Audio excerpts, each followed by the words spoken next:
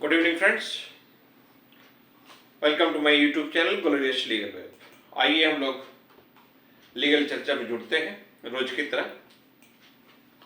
कल हम लोग एक इम्पॉर्टेंट टॉपिक पर डिस्कस किए थे, दैट वाज इंडिपेंडेंट जुडिशरी। तो आज हम लोग कल की वीडियो में बताए थे कि हम लोग एक पुलिस मैनुअल के ऊपर चर्चा करेंगे।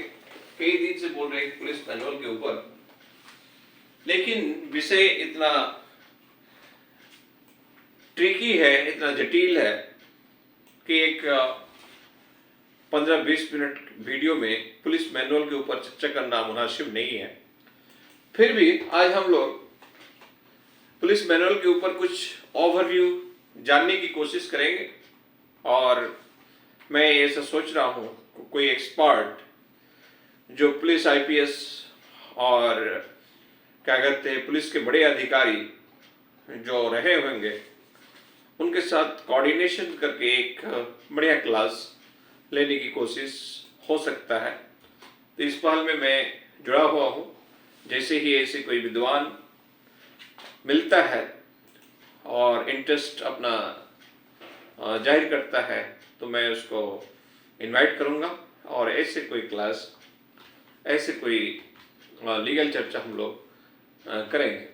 आइए हम लोग आज देखते हैं कि Jharkhand police manual in brief क्या है, ओवरव्यू क्या है। तो फ्रेंड्स, ऑब्जेक्ट, सबसे पहले ऑब्जेक्ट एंड स्कोप। हमारी झारखंड पुलिस मैनुअल की क्या ऑब्जेक्ट एंड क्या स्कोप है। तो Jharkhand police manual lays down the rules, procedure and duties of the police forces in Jharkhand. It regulates. अब क्या क्या रेगुलेट्स करते हैं हम लोग उसको देखेंगे, लेकिन सबसे पहले हम लोग ये जान लिए कि झारखंड पुलिस मैनुअल्स में हमारे झारखंड पुलिस मैनुअल से तात्पर्य हमारे वो रूल्स, रेगुलेशंस, प्रोसीड्योर किससे संबंधित।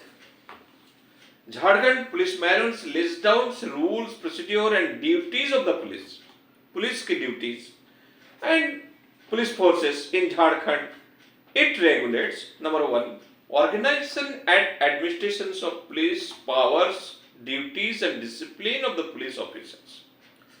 तो फ्रेंड्स, वेरी क्लियर। यहां कह रहा है कि ऑर्गेनाइजेशंस एंड एडमिनिस्ट्रेशन। हमारी ऑर्गेनाइजेशंस मतलब क्या? पुलिस के ऑर्गेनाइजेशन माने स्ट्रक्चर। हमारे हम लोग आगे चलकर देखेंगे कि पुलिस के सबसे बड़े अधिकारी कौन होते हैं, डीजीपी होते हैं, उनके नीचे क्या होते हैं, कैसे होते हैं, रैंक का क्या विशेष इंपॉर्टेंट है हमारे लीगल लिटरेचर्स में, कौन इन्वेस्टिगेशंस कर सकता है, कौन कैसे माने कौन से रैंक के ऑफिसर किस क्राइम के लिए इन्वेस्टिगेशंस के लिए एलिजिबल है। इन सब बातों को डिटेल्स में as per the rule procedures हम लोग को स्टडी करना है। तो हम लोग उसको धीरे धीरे स्टडी करने की कोशिश करेंगे, लेकिन आज ओवरव्यू।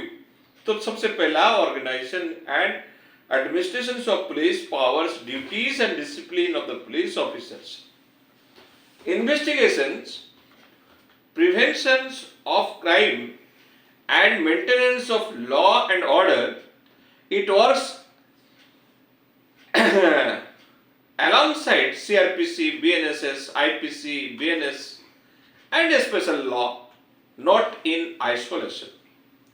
तो फ्रेंड्स, हम लोग डिस्कस कर रहे थे कि इन्वेस्टिगेशन कौन ऑफिसर, कौन से रैंक के ऑफिसर कर सकता है, कौन नहीं कर सकता है। तो हाल फिलहाल में एक वीडियो जो है वायरल हुआ था कि किसी जो है वो वीडियो मोस्ट पॉली राजस्थान से रिलेटेड था कि किसी एडवोकेट ने एक क्या कहते हैं विक्टिम्स के बिहाफ में स्टेटमेंट्स रिकॉर्ड करने के लिए गया था पुलिस स्टेशन में। अब जब पुलिस स्टेशन में संबंधित अधिकारी, पुलिस अधिकारी अपेयर हुए तो वो यूनिफॉर्म में नहीं था। तो बस एडवोकेट साहब उनसे ये सवाल कर दिया कि भाई आप जो है यूनिफॉर्म में क्यों नहीं है।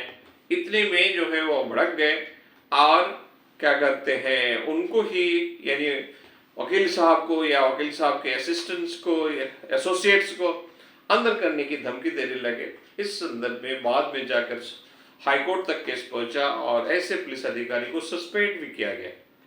तो आप सब इससे वाकिफाल हैं, आप जानते हैं। तो जब आपको प्रॉपर प्रोसीड्योर पता होगा बीइंग एडवोकेट या एक सिटीजन, तो आप जब सवाल कर देंगे तो दूसरा जो है कम से कम थोड़ा सा समझ जाएगा, आपके ऊपर जो है उस तरह का जो है क्या कहते हैं कोई ऑफेंसिव काम करने के लिए कम से कम एक बार सोचेगा। तो कहने का मतलब एकदम साफ है फ्रेंड्स कि जो हमारे जो स्ट्रक्चर दिया हुआ है, हमारे जो प्रोसीड्योर दिया हुआ है, उस प्रोसीड्योर को जानना बहुत जरूरी है। तो सबसे पहला जो है organisation and administration of police powers, duties and discipline of police officers, investigations, prevention of crime and maintenance of law and order. It works alongside CRPC, BNSS, IPC, BNS and special law, not in isolation. अब हम लोग देखते हैं कि hierarchy and organisation, यहाँ organisation से मतलब कोई संगठन या क्या कहते हैं आपके कोई इंस्टीट्यूट या इस तरह की बात ऑर्गेनाइजेशन नहीं। यहां ऑर्गेनाइजेशन मतलब एक स्ट्रक्चर। किसका स्ट्रक्चर? Police structure. तो हिरार्ची एंड ऑर्गेनाइजेशन, नंबर 1 की ranks, ascending order, director general of police जिसको हम लोग डीजीपी के नाम से जानते हैं, ठीक उसके नीचे एडिशनल डीजीपी, ठीक उसके नीचे इंस्पेक्टर जनरल जिसको आईजी कहते हैं, फिर ठीक उसके नीचे डिप्टी इंस्पेक्टर जनरल डीआईजी जिसको कहते हैं हम लोग जानते हैं, superintendent of police SP. Friends यहाँ पे भी एक रिमार्केबल है कि आप देखे होंगे कि पुलिस फोर्सेस में स्टार लगा होता है 2, 3, 4, 5, तो इसका भी बहुत इंपॉर्टेंस है। तो किसका 5 स्टार होगा, किसका 4 होगा, इसका भी इस रैंक के साथ एक जुड़ा हुआ है। तो इसका डिटेल अध्ययन जो है आप लोग कर लेंगे स्टार्स के बारे में। हम जो है स्टार को जो है थोड़ा इग्नोर करके मैंने उसको जो है छोड़ के आगे बढ़ जाते हैं। तो सबसे पहला हम लोग कहें कि डायरेक्टर जनरल ऑफ पुलिस जिसको DGP, additional DGP, inspector general IG, deputy inspector general DIG and superintendent of police जिसको एसपी कहते हैं। हर डिस्ट्रिक्ट में एक एसपी होते हैं। आगे जाते हैं additional deputy SP and inspector, next inspector, फिर ठीक उसके नीचे सब इंस्पेक्टर जिसको हम लोग एसआई से काफी एक्वेंटेड है, खासकर एडवोकेसी में जो लोग एडवोकेट हैं तो सब जानते हैं।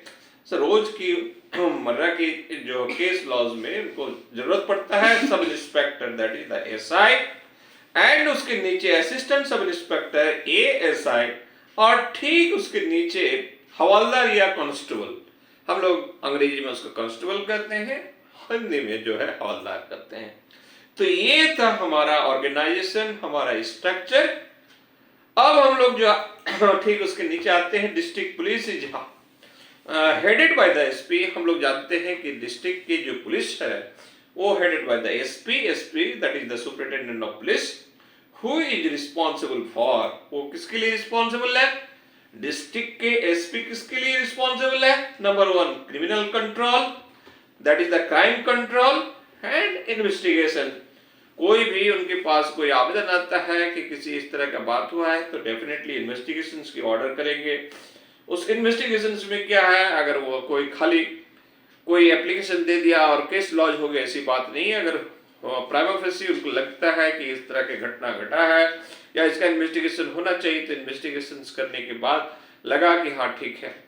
नॉर्मली कोई भी अगर आपका घटना घटते हैं तो आपके जो पुलिस चौकी में, पुलिस थाना में आप सना दर्ज करते हैं, एफआईआर दर्ज करने के लिए थाना प्रभारी को एप्लीकेशन देते हैं, दैट इज सेपरेट थिंग। लेकिन डिस्ट्रिक्ट हेडक्वार्टर के जो मालिक है हमारे लॉ एंड ऑर्डर मेंटेन करने का वो एसपी साहब है, एसपी साहबा है। तो उन्होंने जो है क्राइम कंट्रोल करने के लिए, इन्वेस्टिगेशन करने के लिए और डिसिप्लिन, पब्लिक ऑर्डर और पब्लिक ऑर्डर के लिए। अब हम लोग आते हैं duties of police. Duties of police, police duties broadly includes prevention and detections of crime, maintaining law and order, arrest of offenders, protection, arrest of offenders, arrest of offenders, protections of life and property, enforcement of law, assistance to court and executive magistrate. तो friends duties of the police के में हम लोग क्या क्या देखें? Police duties broadly includes prevention and detection of crime. कोई भी क्राइम को सबसे पहला बात प्रिवेंशन, प्रिवेंट किया, यानी जहां पे भी उनको संदेह है कि ऐसा क्राइम होने का अंदेशा है, तो ऐसे अंदेशा को देखते हुए, that is called the input, उनको पहले से इनपुट है कि ऐसा हो सकता है। कोई एक प्रोसेसर निकलता है तो 10 आदमी का जमावड़ा है, तो हो सकता है कि वहां कुछ घटना घटे, तो उसके लिए पहले से उनको पुलिस जो है तैयार रहेंगे। प्रिवेंशन, प्रिवेंशन पहले से प्रिवेंट करेंगे। आज हमें इस संदर्भ में एक क्या कहते हैं याद आया, हमारे कोर्ट केसेस में ही हमारे एक एडवोकेट मित्र ने ये डिस्कस किया था। आज हमारे बीच वो एडवोकेट मित्र नहीं है, इस दुनिया से गुजर चुके हैं। तो उन्होंने कहा था कि एक केस जो है ऐसा था, मर्डर का केस। तो ऐसा मर्डर का केस कि वो स्पॉट डेथ हो गया था, मर्डर हो गया था, और तुरंत जो है पुलिस वहां को स्पॉट पे ही पकड़ लिया। तो पकड़ लिया, अरेस्ट कर लिया, वो जेल में चला गया। अब ऐसे एक्यूज्ड को जो है बेल लेना है, तो बेल जो है हाई कोर्ट में आया, नीचे कोर्ट में रिजेक्ट किया, हाई कोर्ट में आया। तो हाई कोर्ट में जब बेल फाइल किया तो एडवोकेट साहब वो डर डर के मैंने क्या बोलेंगे, ये तो एकदम मैंने जिसको हम लोग कहते हैं रंगे हाथ में पकड़ना, पुलिस उसको रंगे हाथ पकड़ लिया। तो उन्होंने जज साहब के सामने प्ली किया कि हुजूर ये डायरेक्ट मर्डर का केस है, वो गोली चला दिए थे और ठीक उसी समय जो है पुलिस जो है उनको पकड़ लिया। हा? तो जज साहब का जो रिएक्शन था वो रिएक्शन ऐसा था कि ऐसा बात है। तो क्या करते हैं, जो स्टेट की जो हमारे वकील साहब थे उनको पूछ लिया कि ऐसी बात है, आप क्या कर रहे थे? जब आप देख रहे हैं कि गोली चला रहे हैं तो गोली चलाने के पहले क्यों नहीं उनको रोके? That means it is a failure of the system, failure of the system. और जज साहब जो है ऐसे मर्डर केस में जो है बेल दे दिया। तो फ्रेंड्स ऐसा होता है। तो कहने का मतलब है कि हमारी प्रिवेंशन की जो हमारी जो पुलिस की ड्यूटीज है, तो फर्स्ट है प्रिवेंशन, कि कोई अगर काम होने की अगर कोई अंदेशा है तो सबसे पहले वो उसको प्रिवेंट करे, उसका पीडीएफ फॉर्म बना दीजिएगा। तो कहने का मतलब है कि उसको जो पुलिस का काम है कि prevention and detection of crime, prevention भी करेंगे और डिटेक्शन भी करेंगे कि कौन कौन से क्राइम हुआ, मेंटेनिंग लॉ एंड ऑर्डर, और फिर लॉ एंड ऑर्डर को मेंटेन करेंगे, अरेस्ट ऑफ द ऑफेंडर्स, कोई अगर ऑफेंड किया है, कोई अगर ऑफेंस किया है, कोई अगर क्राइम किया है तो उसको अरेस्ट करेंगे। और क्या है, protection of life and property, किसी को लाइफ का थ्रेट है, किसी की प्रॉपर्टी लूटे जा रहे हैं, किसी के घर जिसको दीवार झपट के चले जाते हैं, उसकी प्रॉपर्टी उठा के ले जाते हैं। तो और ऐसे माने क्या कहते हैं, जानकारी पुलिस को पहले से इनपुट है, तो डेफिनेटली वो सब में क्या करेंगे, ऐसे प्रोटेक्शन के लिए काम करेंगे। अगर किसी को लाइफ थ्रेट का कोई एप्लीकेशन है, ऐसा वाकई ही ऐसा लाइफ थ्रेट है, तो डेफिनेटली उसको प्रोटेक्शन देंगे, पुलिस सिक्योरिटी देंगे और कुछ देंगे। और फिर इन्फोर्समेंट ऑफ लॉ, लॉ का इन्फोर्समेंट कराना काफी इंपॉर्टेंट। हमारे जो court, high court, supreme court या हमारे ट्रायल कोर्ट्स कोई ऑर्डर पास करते हैं तो उसको कंप्लायंस, ऑर्डर का कंप्लायंस कराना। और अगर assistance to the court and executive magistrate, अगर किसी क्रिमिनल को वो पकड़ लिया तो आप सब जानते हैं कि 24 घंटा के अंदर जो है उनको मजिस्ट्रेट कोर्ट में हाजिर करना है, नहीं तो फिर क्या होगा, आप जो है अपने 8 दिन तक पुलिस चौकी में ही उसको बंद करके रख दिए, तो हैबियस कॉर्पस का आप रीट फाइल करते हैं ना। तो ये पुलिस नहीं कर सकता है। तो उनकी ड्यूटी है कि आप वाकई आप उसको क्रिमिनल का कि आप उठा के लाए हैं आपका ड्यूटी है उसको मजिस्ट्रेट के सामने प्रस्तुत करें। मजिस्ट्रेट जो ऑर्डर देगा, जो कहेगा जिस हिसाब से, या अगर आपको रिमांड में, पुलिस रिमांड में देना है 10 दिन के लिए, 8 दिन के लिए, 14 दिन के लिए, व्हाटएवर माइट बी, इन्वेस्टिगेशन के लिए आपको ये जरूरत है तो आपको देगा। अगर कोर्ट को लगा नहीं इसको जुडिशियल कस्टडी में देना है तो जुडिशियल कस्टडी में देगा, whatever might be, whatever the situation. तो पुलिस का ड्यूटी है assistance to the court and executive magistrate. Next जो है, police must act legally, fairly and without malice of the arbitrariness. तो पुलिस जो है कोई भी काम लीगली करेंगे। आप सब जानते हैं कि हमारे जो क्रिमिनल लोग के पास, उसके पास जो अस्त्र शस्त्र रहता है, वो जो क्या कहते हैं, गोला बारूद बम का यूज करते हैं तो अंधाधुन करते हैं उनकी तो कोई, लेकिन पुलिस के पास जो हमारे इक्विपमेंट रहते हैं, अस्त्र रहते हैं, आर्म्स रहते हैं, एमिनेशन रहते हैं, उनकी एक रिकॉर्ड में रखना पड़ता है, उसके पास कितने हैं, कितना हमारे स्टॉक कितना है, कब कब क्या यूज हुआ, सारा चीज। तो police must act legally, fairly and without malice और आर्बिट्रेरीनेस। वो बायस्ड होके, किसी पक्षपात तरीके से, किसी भी तरीके इस तरह का जो है काम नहीं कर सकता। Police station administration, A police station is the basic unit. कोई भी पुलिस स्टेशन जो होता है वो बेसिक यूनिट होता है, headed by the officer in charge. और पुलिस का जो मालिक होता है, पुलिस हेडक्वार्टर का जो पुलिस जो डिस्ट्रिक्ट में, डिस्ट्रिक्ट में थाना का, आई मीन टू से द थाना, चौकी, तो चौकी में जो पुलिस, तो हम लोग जिसको दारोगा करते हैं या पुलिस इंचार्ज करते हैं, ऑफिसर इंचार्ज करते हैं, ओआईसी, उसी को एसएचओ भी करते हैं। तो headed by the officer in charge, उसको ओआईसी या SHO, and responsible for the registration of FIR. कोई अगर ऐसी एफआईआर करने के लिए आया है, कोई ऑफेंस, कोई घटना घटा है, तो एफआईआर रजिस्टर करेंगे, इन्वेस्टिगेशन करेंगे, केस डायरी मेंटेन करेंगे, custody of the seized property. कोई सीज प्रॉपर्टी, आप जानते हैं कि एनडीपीएस का केसेस होता है, एनडीपीएस, गांजा, चरस, ये सब जो पकड़ा गया, अफीम, तो ये जो प्रोहिबिटेड है, लेकिन आप उसको जो है प्रोडक्शन करते हैं, आपका जो कमर्शियल क्वांटिटी आपके पास पकड़ा, सीज किया गया, तो ऐसे जो है क्या कहते हैं, आपके जो प्रॉपर्टी जो है, आपके जो कोई भी मटेरियल जो है, the custody of the seize property और material and production of the accused before court, और ऐसे एक्यूज्ड को जो है कोर्ट के सामने प्रोड्यूस करना। तो रजिस्टर्स टू बी मेंटेन, और पुलिस को एक बाकायदा एक रजिस्टर मेंटेन करना पड़ेगा। वो रजिस्टर क्या है? FIR register, station diary, that is the general diary, case diary, arrest register and property register. Investigations of offences, investigation of offences में हम लोग क्या क्या देखेंगे? Manual emphasises and prompt registration of the FIR.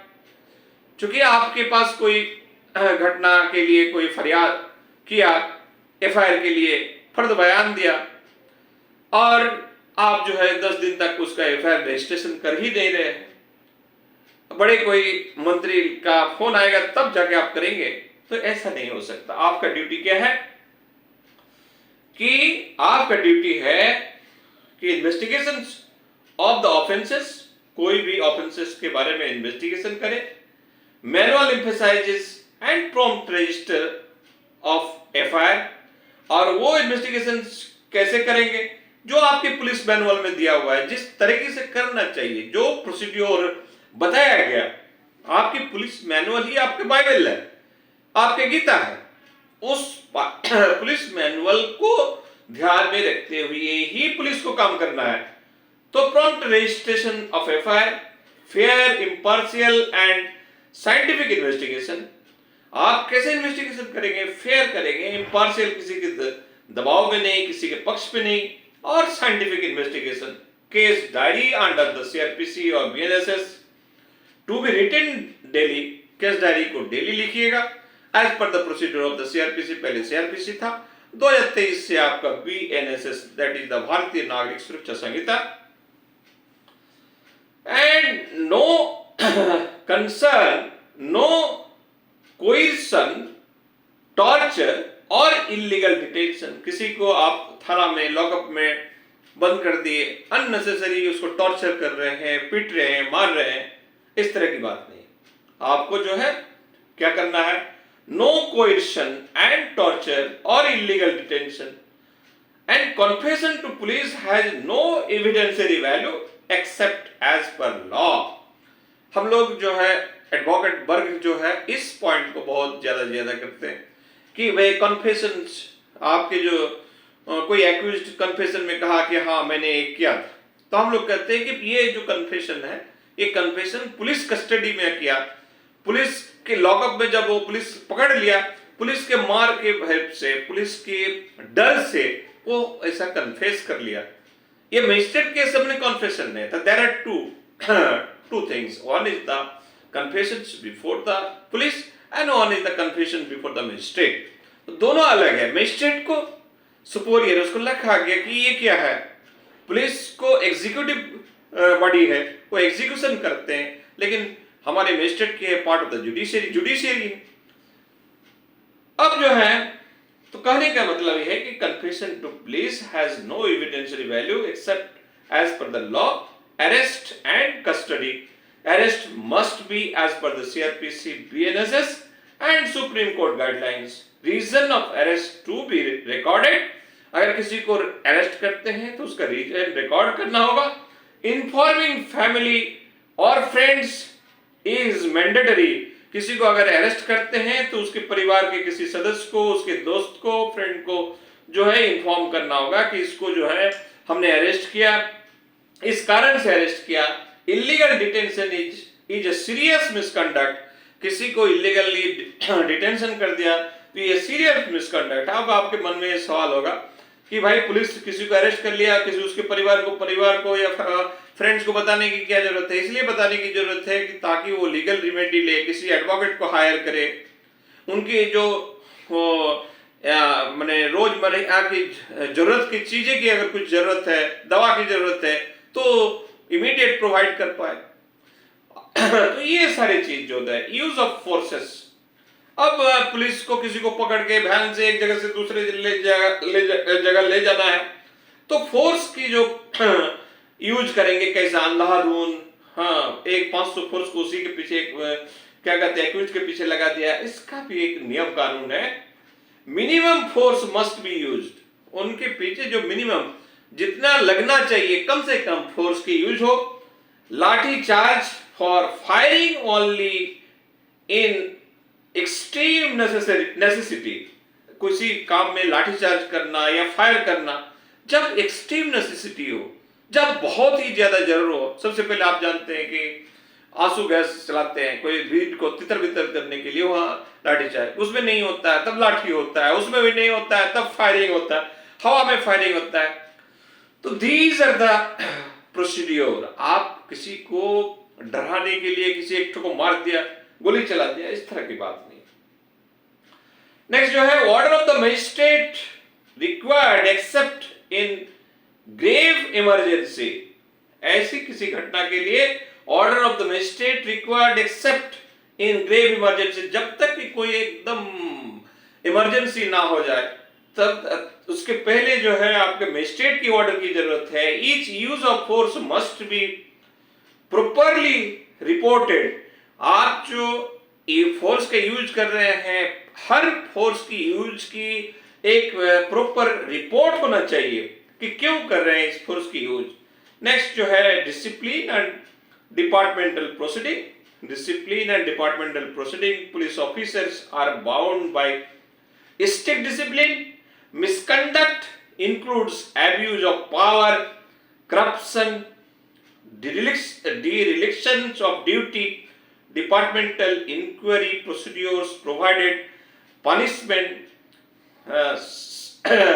censures and suspension reductions in rank, dismissal, public dealing and human rights. आप जो है manual stress, respect of citizens right, protections of women, children and weaker sections, no torture, illegal confinement or third degree methods, violations may lead to criminal departmental actions. अब हम लोग दूसरा जो है relations with magistrate and court, relations with the magistracy and courts. तो police acts under the supervisions of the courts and magistrates. तो हमारे police act क्या है? कोर्ट्स के, मजिस्ट्रेट के सुपरविजन में है, must comply with the court order. ऐसे पुलिस को जो है कोर्ट के ऑर्डर को मस्ट कंप्लाई करना जरूरी है, must comply with the court orders. Remand, seizure, chargesheet strictly as per law. किसी का रिमांड होगा, सीजर होगा, चार्जशीट बनेगा strictly as per the law, जो लॉ में बताया गया उसी के अनुसार। Legal value important for practice. Jharkhand police manual is administrative in nature. हमारे झारखंड पुलिस मैनुअल क्या है? एडमिनिस्ट्रेटिव इन नेचर है। It can not override CRPC, BNSS और कॉन्स्टिट्यूशनल राइट। हमारे ये पुलिस मैनुअल जो है किसी भी परिस्थिति में सीआरपीसी को, बीएनएसएस को, भारतीय नागरिक सुरक्षा संहिता या कॉन्स्टिट्यूशन के राइट्स को जो है ओवरराइड नहीं कर सकता। अगर कहीं किसी भी जाने अनजाने में अगर ओवरराइड होता है तो उसको हम लोग नहीं मानेंगे। ये नहीं, अगर हमारे पुलिस मैनुअल का कोई भी प्रोविजन, कोई भी प्रोसीड्योर अगर सीआरपीसी से टकराता है तो हम लोग सीआरपीसी के प्रोविजन को मानेंगे। उसी तरह बीएनएसएस के प्रोविजन से टकराता है तो ऐसी परिस्थिति में बीएनएसएस को प्रोविजन को मानेंगे। और कॉन्स्टिट्यूशन की तो बात ही अलग है। कॉन्स्टिट्यूशन तो सर्वोपरि है, वो उनको तो सबको मानना है। Violations of the manual strengthness of the cases, illegal arrest, malicious prosecutions, departmental action and compensations claims. अगर कोई डिपार्टमेंट, कोई पुलिस अगर किसी का वायलेशन करता है, किसी को अननेसेसरी फायरिंग कर दिया, वो डेथ हो गया, तो डेफिनेटली ऐसे डेथ, अब डेथ हो गया भाई, तो डेथ के बदले तो डेथ नहीं हो सकता, उसको तो लौटाया नहीं जा सकता, उसका तो लाइफ, लेकिन आपको उसको कंपेंसेट करना है किसी भी तरीके से। तो किसी लाइफ के बदले कोई मॉनेटरी कंपनसेशन तो इक्वल नहीं हो सकता, लेकिन जिंदगी चलाने के लिए, आगे बढ़ाने के लिए कुछ ना कुछ कंपनसेशन तो होना चाहिए। इसीलिए कह रहा है कि violation of the manual strengthness of the cases of illegal arrest, अगर किसी को इलीगल अरेस्ट कर दिया, मलासियस प्रोसिक्यूशन हुआ, डिपार्टमेंटल एक्शन हुआ, तो ऐसी स्थिति में कंपनसेशन क्लेम किया जा सकता है। इसकी भी प्रावधान है।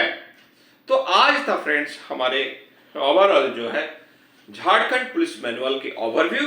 आगे हम लोग इस झारखंड पुलिस मैनुअल को विस्तृत चर्चा करेंगे, और ऐसे चर्चा हम चाहते हैं किसी एक्सपर्ट के द्वारा ही करें या एक्सपर्ट के साथ एसोसिएट होकर करें। तब तक के लिए हम लोग आपसे इजाजत चाहते हैं। वंस अगेन गुड इवनिंग, और हम आपसे ये उम्मीद करते हैं कि अगर वीडियो अच्छा लगे तो इस वीडियो को आगे बढ़ाएं, हमारे YouTube चैनल को सब्सक्राइब करें। फिर मिलेंगे अगला वीडियो में। जय हिंद।